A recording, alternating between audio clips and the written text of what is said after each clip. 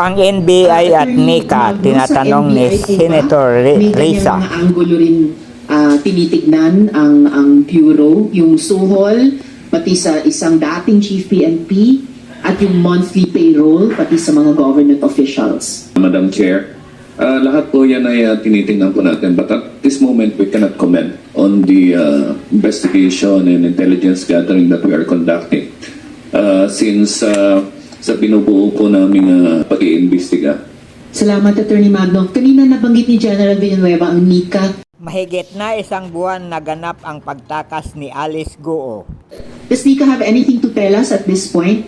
Kung may investigasyon din kayo sa anggulo ng mataas na BI official, mataas na PNP official, ultimong dating PNP chief di umano, o sino mang current government officials na mga tumulong sa pagtakas ni Guo Huaping? I am Director Ferno Silvio po, ng NICA. Katulad po ng sinabi ni Attorney Magno, tuloy-tuloy po yung aming investigasyon. Generally po, I cannot give the specific progress. Walang masabi kundi they cannot comment. Can't give specific progress. Puro pakaang-kaang kasi o may pinagtatakpan.